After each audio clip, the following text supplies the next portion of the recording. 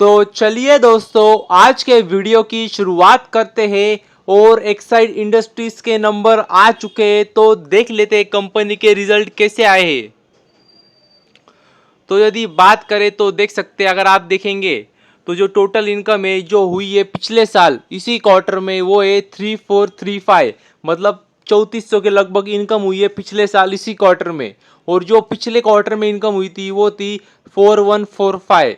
और जो इनकम अभी हुई है इस क्वार्टर में वो है 3863, मतलब लगभग 3800 की इनकम हुई है इस क्वार्टर में। तो देख सकते हैं आप, अगर आप देखेंगे तो क्लियर कट नजर आ रहा है।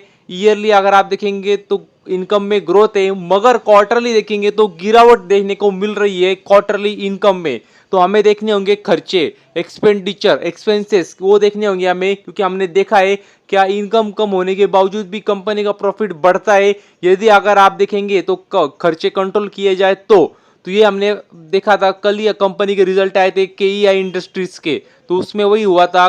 कंपनी की जो रेवेन्यू है वो इतने खास बड़े नहीं थे, मगर कंपनी ने काफ़ी अच्छी तरीके से खर्चों पे कंट्रोल किया और प्रॉफिट बढ़ा दिया था। तो खर्चे भी एक बार देख लेते हैं। तो टोटल एक्सपेंसेस यदि अगर आप देखेंगे तो वो भी देख सकते हैं। जो पिछले साल खर्चे हुए थे इसी क्वार्टर में वो थे लगभग 3100। और जो खर्चे पिछले क्वार्टर में हुए थे वो थे लगभग 3760। और जो खर्चे कंपनी के अभी हुए इस क्वार्टर में वो है लगभग 3500। तो मतलब देख सकते हैं, जैसे आप देखेंगे इनकम जैसे बड़ी ईयरली वैसे खर्चे भी बढ़े ईयरली। और क्वार्टरली अगर आप देखेंगे तो इनकम भी कम हुई है तो खर्चे भी कम हुए। तो हमें देखना होगा net profit, profit for the period. तो अगर आप नेट प्रॉफिट देखेंगे after tax for the period, तो वो भी देख सकते हैं। जो पिछले साल प्रॉफिट हुआ था कंपनी को इसी क्वार्टर में वो था 223 का। और जो प्रॉफिट पिछले क्वार्टर में हुआ था वो था 287। और जो प्रॉफिट कंपनी को अभी हुआ है इस क्वार्टर में वो है 240। तो मतलब देख सकते हैं जो हमें नज़र आ रहा था इनकम में वही खर्चे में नज़र आया और वही प्रॉफिट में भी नज़र आ रहा है। कंपनी का जो प्रॉफिट है, नेट प्रॉफिट, प्योर प्रॉफिट, जो कंपनी साथ में घर पे लेके जाएंगी, तो वो देख सकते हैं ईयरली अगर आप देखेंगे तो बड़ा है, मगर क्वार्टरली देखेंगे तो कम हुआ है। तो मतलब वही नज़र आ रहा है।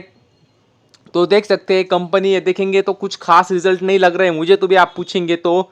और यदि अगर आप देखेंगे तो ईपीएस में भी आपको वही नज़र आएगा। जो पिछले साल ईपीएस था इसी क्वार्टर में वो था 2.63। और जो ईपीएस अगर आप देखेंगे पिछले क्वार्टर में आया था वो था 3.37। और जो ईपीएस अभी आया है वो है 2.83। तो देख सकते हैं ईपीएस में भी वही रिफ्लेक्ट कर रहा है, ईयरली ग्रोथ है, क्वार्टरली गिरावट हुई है। और यदि अगर आप देखेंगे तो रिजल्ट तो मुझे तो भी कुछ ऐसे मतलब खास ढांसू ऐसे कुछ लगे नहीं है, कुछ खास रिजल्ट कंपनी के नहीं आए, तो ये बात भी आपको पता चाहिए। और यदि अगर आप देखेंगे तो देख सकते हैं कंपनी बता रही है कि हमारा जो रेवेन्यू है उसमें ग्रोथ हुई है ईयर ऑन ईयर 13% की, 9% की, मतलब 13-9% की ग्रोथ ईयर ऑन ईयर कुछ भी नहीं। मतलब जो बड़ी बड़ी कंपनियां होती है जैसे एचडीएफसी बैंक, टीसीएस, इन्फोसिस, मतलब ये अगर ग्रोथ दिखाए 10-12% तो एक बार मतलब ठीक है, समझ सकता हूँ। लेकिन ये इतनी छोटी कंपनियां मतलब 13-9% की ग्रोथ दिखा रही है ईयर ऑन ईयर, मतलब कुछ भी नहीं है। और मतलब ये कंपनी कुछ के कुछ कर सकती है मगर ये कंपनी नहीं कर रही है।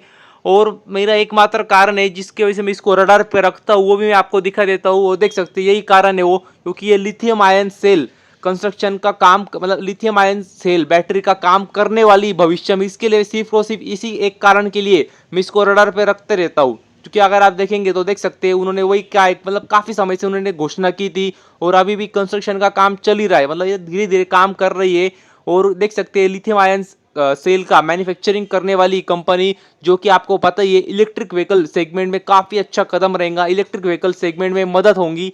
तो इसकी वजह से मैं इसको रडार पे रखता हूँ। बाकी तो मतलब आंकड़े भी देखेंगे, रिजल्ट देखेंगे तो कुछ वैसे बहुत खास नहीं है, खास क्या फ्लाइट भी नहीं, मेरे हिसाब से तो खराब रिजल्ट आए कंपनी के।